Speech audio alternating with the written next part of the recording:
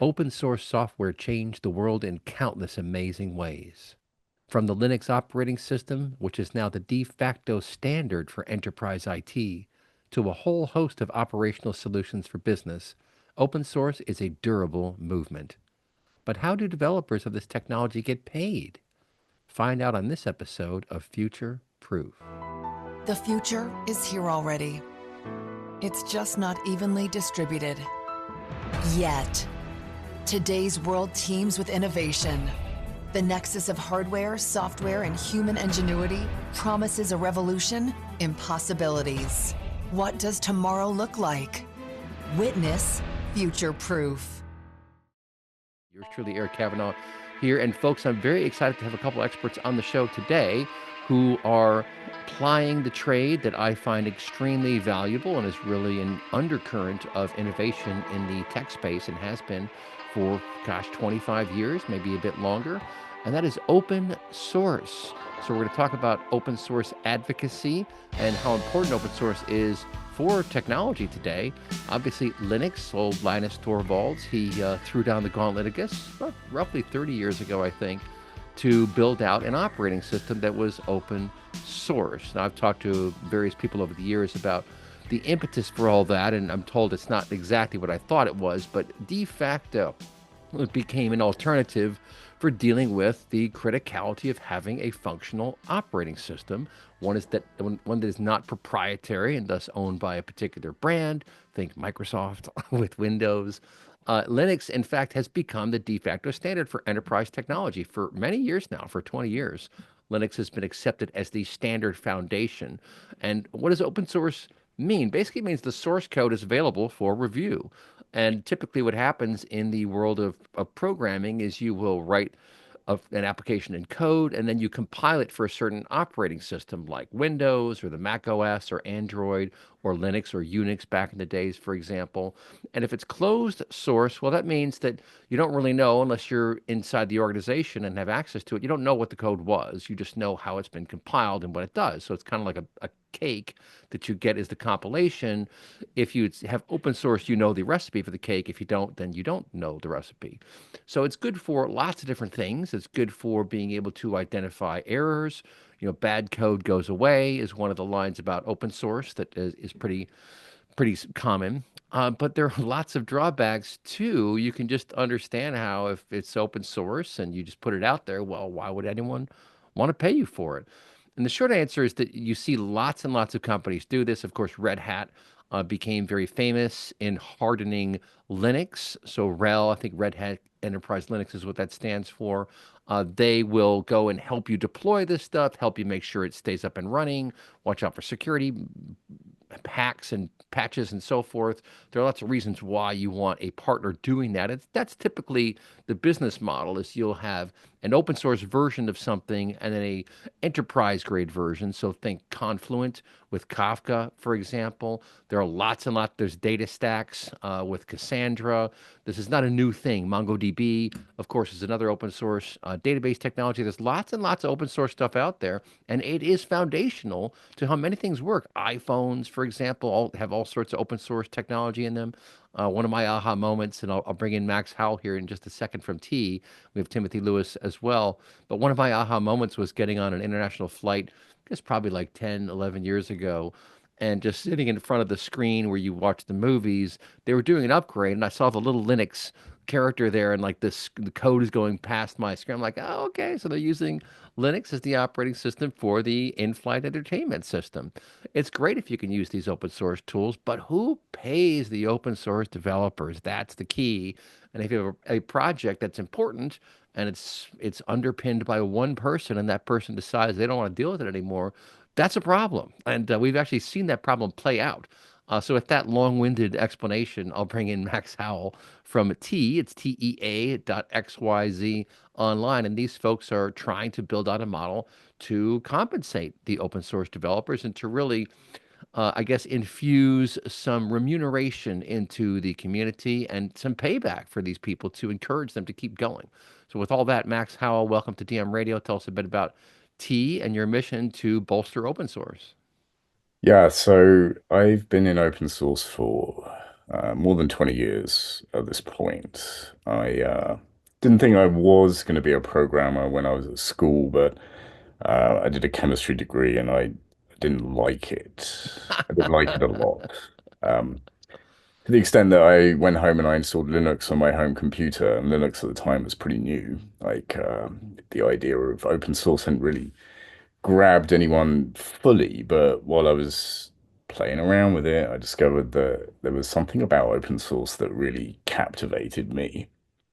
So I started building apps and things, but it wasn't until like 2009 that I really became like an open source figurehead when I developed this package manager for macOS called Homebrew, which nowadays has got more than 50 million people using it on a day-to-day basis. It's Hmm.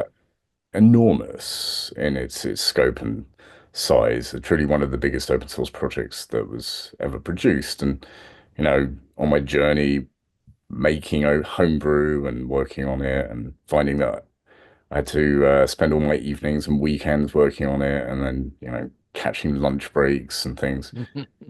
And taking time off, like I took time off from work. I'd save up money and quit in order to work on homebrew full time because that's what I wanted to do. And I think this is often the case with open source developers is that what they really want to do is build this open source, and the open source they build often becomes like key parts of all modern digital infrastructure, powers the world.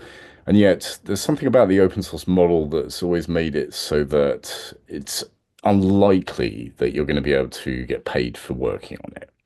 Like, Hmm. we were never the kinds of people who expected to get paid. Uh, like we did it because it seemed like a fun thing to do, and then it became very important to an awful lot of people, and then we sort of felt half trapped, half like super passionate about what we were doing, to the extent that we kept making sure it worked. But there is something awfully wrong with the fact that so much of the world's digital infrastructure nowadays runs on open source, and yet it's very rare that you'll meet someone who can work on open source full time. Hmm. They're trading other parts of their lives in order to work on this stuff. And that often leads to issues where, the security of the open source they're working on is like an afterthought, which is not a great thing considering how much of the world runs on this stuff.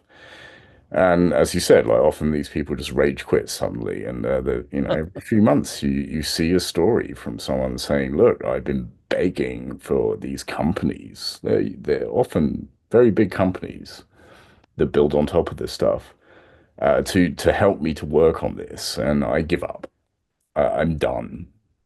And that leaves massive holes in an industry that ever more is in a position where security problems can affect billions of people.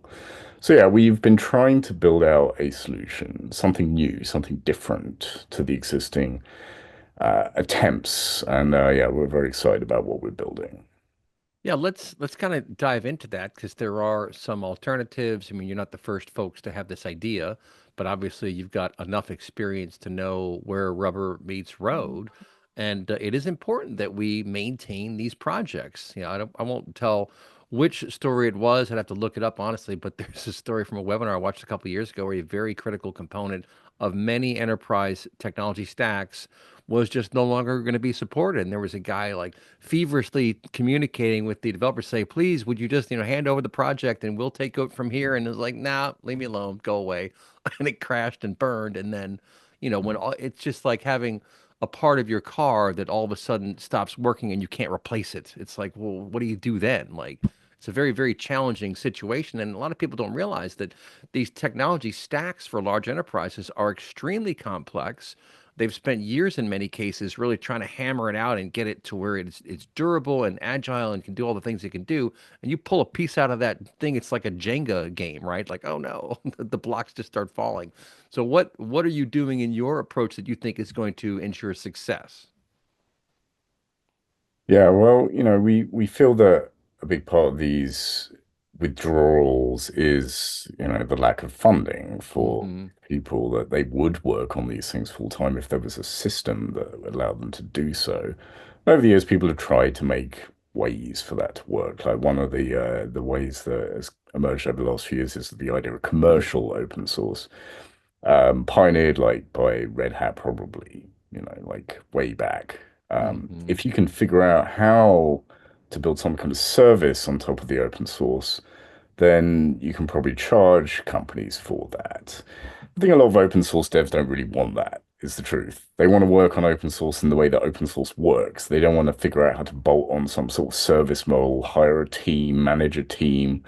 They're just builders that want to continue this opportunity to build. So Hmm. it doesn't fit for like 95%. And some of those 5% nowadays are like these venture funded kind of models where it's kind of open source, like companies like Superbase and Vercels, like it's kind of open source. I'd even put like stuff like React in there, which, powers a huge number of websites nowadays.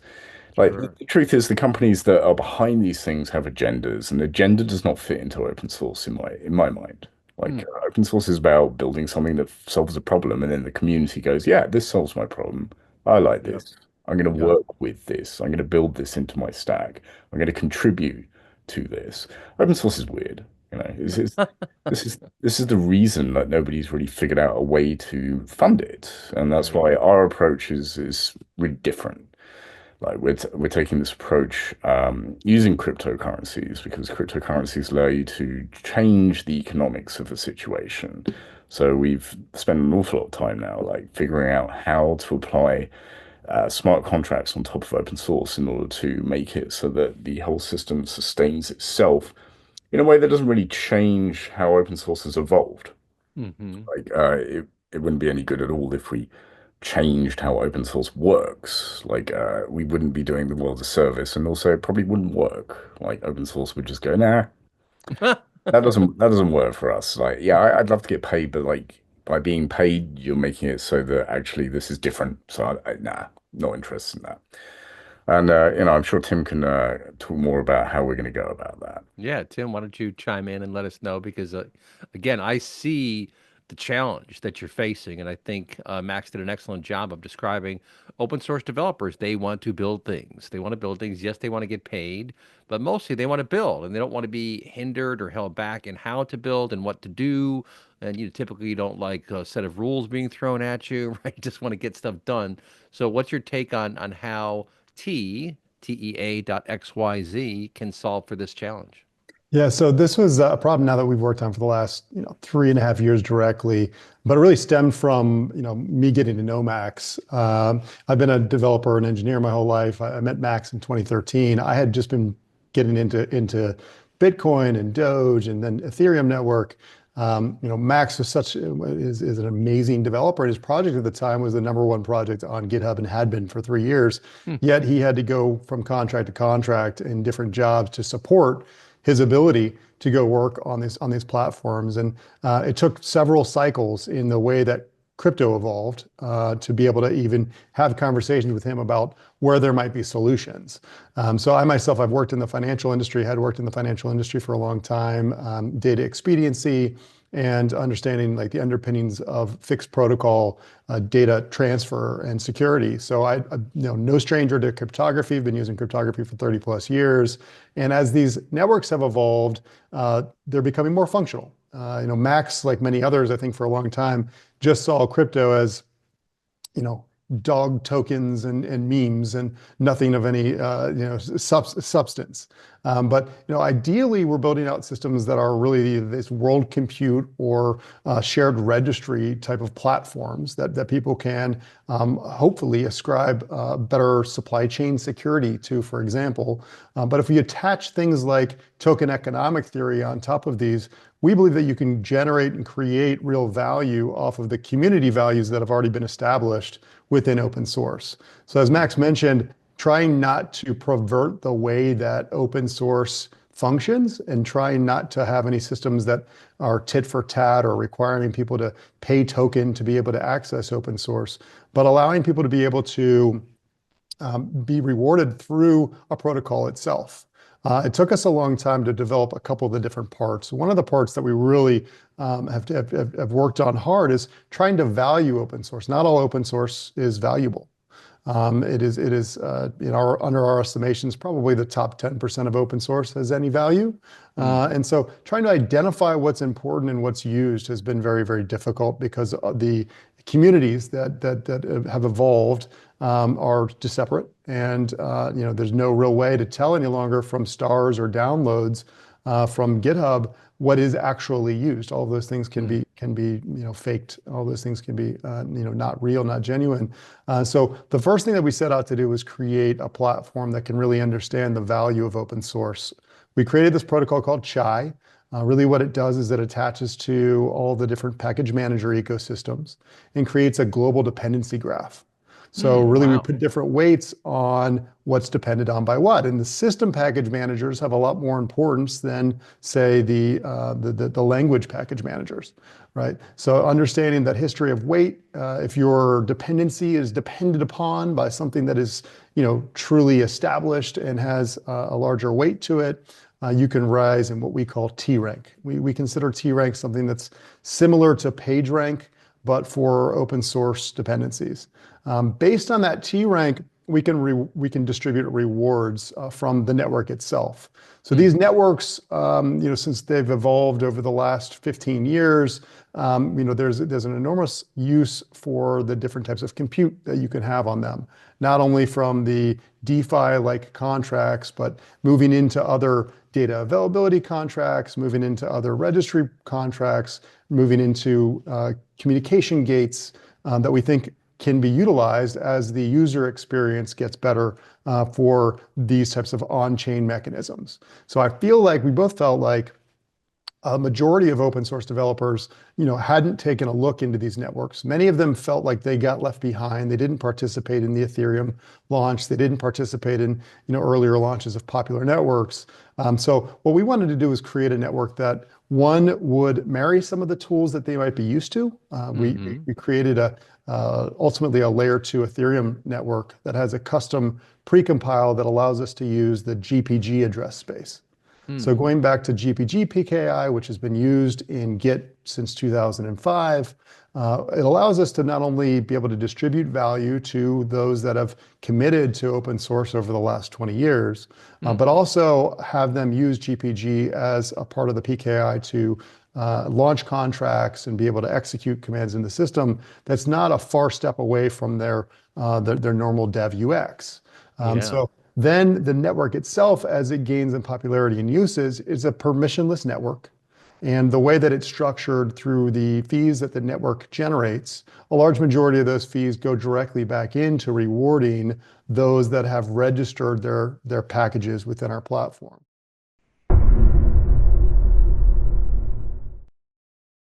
Host here, Eric Kavanagh, with Timothy Lewis and Max Howell of Tea. That's like the drink, TEA.xyz, but they are building out a rather robust solution to help foster productive open source development and help remunerate the people who build out open source code, because as we've discussed and as is pretty well known in the industry, building open source technologies does not necessarily pay well. And there are all sorts of strategies around how to make money from that sort of thing. Typically, there is a company that sits on top of an open source project, like Red Hat does with Linux or DataStax does with Cassandra. There are lots of examples, Confluent with Kafka, many examples out there. But at the end of the day, do the developers really get rewarded for what they do? And do we understand the dependencies? And that's what caught my attention, Tim, just a moment ago, as you talked about having this model built of dependencies of different packages and where they are brought together and what those stacks look like and who's dependent on which piece of technology and who runs it. So this model that you built out, it's tracking specific open source projects and where we believe they are deployed. Is that the kind of thing you've got built here? Well, it's tracking all open source from all different package managers that exist. Our goal is to have the 35 plus package managers over the initial launch. Right now, we're covering the top 10 or so to be able to evaluate and create this global dependency graph that we're doing. But ultimately, we're going to be able to reward those that have decided to participate and register or not. we can use signed commits from GPG signatures to reward developers and ecosystems that may or may not want to register their package yet within our ecosystem. Trying to get the messaging to them that they've been rewarded is another issue, since they had never used that really for any reward distribution prior. But we think we have a unique way of not only identifying the importance of dependencies, but then also making sure that the protocol itself is rewarding those dependencies without grants or bounties. And we will have those sorts of things. We think those sorts of things are important for different aspects. But the general function and use of the network itself and the transactions that occur on the network itself, whomever builds them, whether they're a developer that's utilizing and strong in Web3 on-chain applications, or a developer that published some amazing dependency back in 2007 and is one of those that underpin a lot of the current technology stack, they can be rewarded on our system. That's very interesting. So it's underpinned by Ethereum. Is that what I'm hearing correctly? So you got a blockchain at the foundation. That's very valuable because blockchain is immutable, and that's the whole idea, is that your code would be registered on the blockchain. Here is the string of text that was deployed, and in this open source project, it's now been packaged up by various people. It's being used around the world. A lot of that information is available, and then you have some capacity to understand the value that's being provided, and you're ideally allocating that according to how much work someone has done and how much people depend on them on their particular piece of code. Because the key is you have to keep things updated, right? I mean, the environment keeps changing, and because the environment keeps changing, you have to keep changing the applications that you're running in these organizations. Needs change, concurrency use goes higher, different things happen, and so you have to be constantly tinkering away with all this stuff. But like, how well built out is this thing so far? Like, what are you able to identify? And I guess, how do you determine the value is a big question. Yeah, so we've had our Chai algorithm and protocol running for over a year now. We had a test network deployment of that that started last April on the base network. And during that time, we had a large amount of users. We had over 1.7 million uniquely registered wallets, about 610,000 people registered with their GitHub, and over 16,000 packages that were registered. A large amount of that, we've been, attacked, bot attacked, farm attacked. There's anytime you're trying to do something like this, especially on a test network with no financial repercussions, people come at it hard, trying to earn rewards. But it taught us a lot of lessons, and so we've come back with some revisions to Chai protocol that we're deploying actually this week, publicly, that we're very excited for, that we think that are going to take care of a lot of the problems that we faced before. And this will be completely, an evolving process. But it's really about reducing spam, reducing the Sybil attacks that go on the value distribution for the network. And again, doing this in public. So we open sourced Chai about 4 months ago. We've had a number of different contributions there, but as it grows, we expect the visibility of that to rise, and we hope that more people will come across and help us figure out better methods to make sure that the weighting and the value that we have for the distribution is more accurate. There's many other kind of problems we're trying to solve, but if we can attack this at the root and understand really the value of the dependencies, then the things on top as well can be solved. So is the business model where organizations that are using open source software would pay for some kind of license or for access to your system, for example, to be able to gauge the dependencies in their stack and then get help when there are problems? I mean, are those the clients that pay into the pool, which then eventually goes out to the developers? Is that how it works? So the best part about on-chain and Web3 and these networks, because we've built a blockchain on top of a blockchain, right? So in our blockchain, really the value comes from Metcalfe's, the network theory. So the more users of a network, the more valuable it becomes, because there's the underlying utility cost.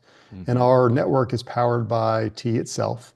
So ultimately, the more people that we have building permissionlessly, utilizing some of the tools and some of the contracts that we're implementing, the more value is generated, and the more is the need for the utility is greater. There will be things like distributing value, we think, in a fairer method, being able to distribute to, being able to understand what open source you use, say in your container or your enterprise environment, and then be able to distribute value to a tree of all the things, and not only the projects that you know of, but their dependencies and their dependencies, which we think will be very valuable for enterprise donation. But there will be other businesses built on top of it, and that we imagine communication gating. We imagine that there might be different sorts of license mechanisms. We think that this is going to be a fantastic system for supply chain security, and being able to understand the underlying assets and be able to depend on them, knowing that they're being funded reliably. Yeah, see, that's a really, really interesting point you just made, and maybe we'll bring Max back in to comment on this.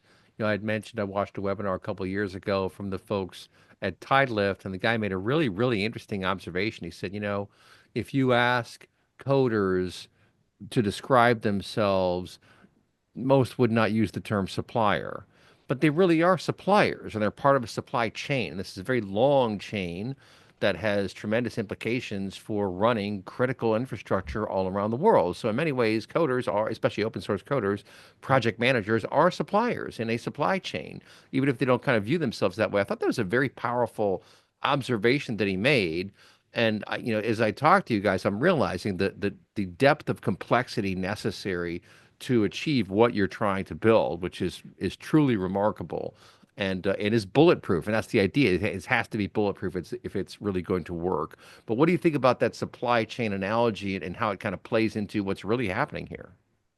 Yeah, well, it's interesting, and I think the truth is a lot of open source devs do not consider themselves part of the supply chain, and would Right. rather they weren't, right? They just want to make cool stuff, and like they love that other people think their stuff's cool and are using it, and then giving them feedback, and they just like it when they get angry bug reports and things like that. And part of this is because they aren't getting paid, right? Right. Like, it kind of makes it so they don't have to really care. They don't That's a really good have to point. care if there's massive Right. security problems. Like, they'd rather not, right? They're embarrassed That's about the funny. massive security problem. Like, they're ashamed that their software had this bug that was problematic. But do they care if you've lost money? Nah. So part of that's just like a lack of responsibility that comes from not getting paid. So, we're building a valuable system that has utility that generates value inside of it, and then we're distributing part of that value to the open source devs. Hmm. They'll get some sense of obligation because of that, which makes them feel like they are part of this supply chain. And yeah, they don't have to do it, right? Maybe some of them will choose not to, right? They're fine with the situation as it is right now.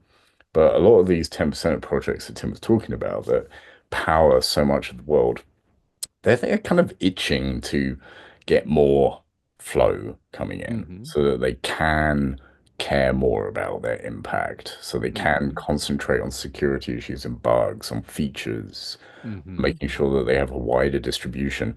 And they're struggling to a large extent. Even huge projects like Python, right? They get funding from like lots of different companies. It's not enough. It's never enough.